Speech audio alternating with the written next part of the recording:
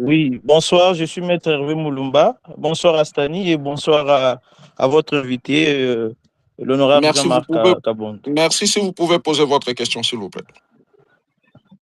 Oui, bon, j'ai quand même quelques préoccupations. Je ne sais pas si vous me captez bien. On vous reçoit à 5 sur 5. Bon, j'ai quand même quelques préoccupations.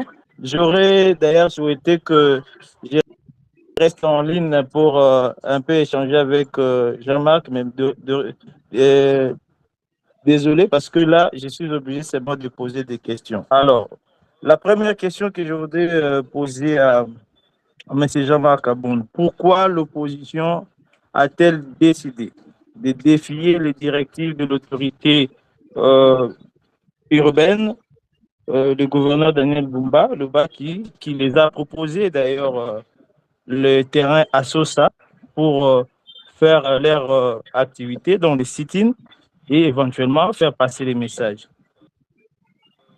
Alors, deuxièmement, je constate que malheureusement, M. Jean-Marc Abound et ses nouveaux amis utilisent la même méthode de l'opposition qu'ils ont dû utiliser quand on était en train de combattre le régime Kabila, alors que il faut les reconnaître qu'aujourd'hui, les, les tendances politiques ont tellement changé qu'on ne peut pas étiqueter Tshisekedi comme Mobutu ni encore comme Kabila, père et fils.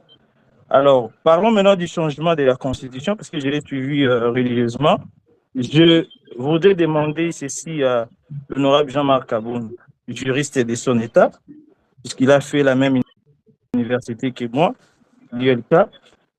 Euh, a-t-il déjà eu le temps de lire l'exposé des motifs de la révision constitutionnelle de 2011?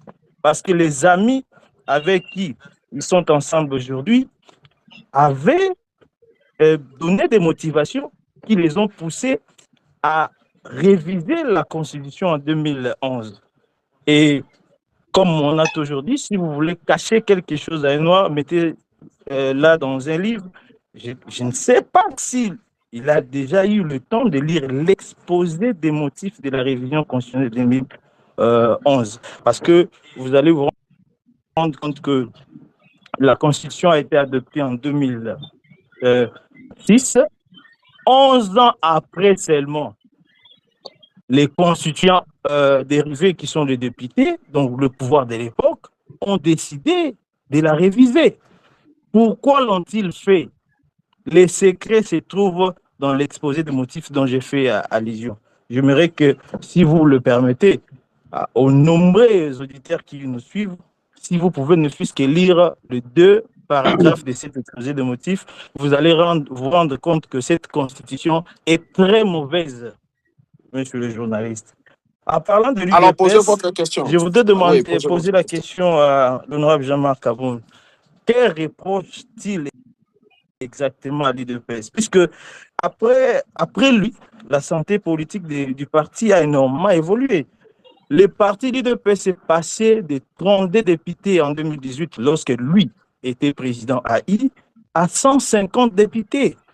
Sur le plan politique, sur le plan institutionnel, on ne peut pas dire que l'UDPS a régressé. Voilà. Et puis, parlons de la bonne gouvernance.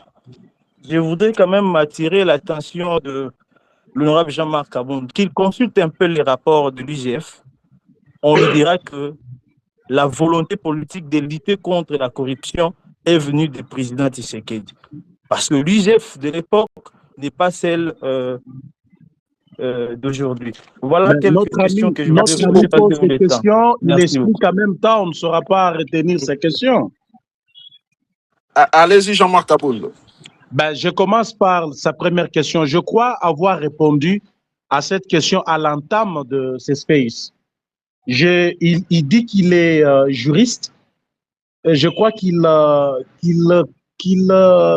quand même la quintessence du mot sit-in. Les sit-in supposent que l'endroit est identifié et les personnes pour lesquelles le message doit passer sont aussi identifiées. On ne peut pas délocaliser un sit-in, ça n'a aucun sens. un sit-in n'est pas un meeting, n'est pas une marche, mais un sit-in, c'est un endroit déterminé, un groupe ou un individu bien ciblé pour qui on veut passer, à qui on veut passer le message. Et justement, les sit-ins d'aujourd'hui étaient destinés aux députés nationaux et sénateurs qui sont en train d'examiner aujourd'hui au Sénat, parce que l'Assemblée nationale a déjà voté la loi. Donc, il était important que nous puissions aller au palais du peuple, rencontrer les députés, les sénateurs, leur lire notre mémo pour leur faire comprendre notre désapprobation totale quant à la démarche entreprise par eux. Donc, ça n'a aucun sens que notre sit-in soit délocalisé au terrain à Sosa pour qu'on aille parler à qui là-bas. Au terrain à Sosa, on devait s'adresser à qui? Parce que les députés...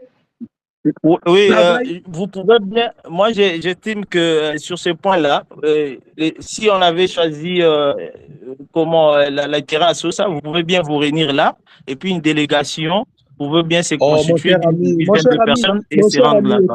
Écoutez, mon cher ami, écoutez, ça, c'est peut-être ce que toi tu penses, ce que vous pensez, excusez-moi, mais je crois que nous aussi, nous sommes des êtres humains créés à l'image de Dieu.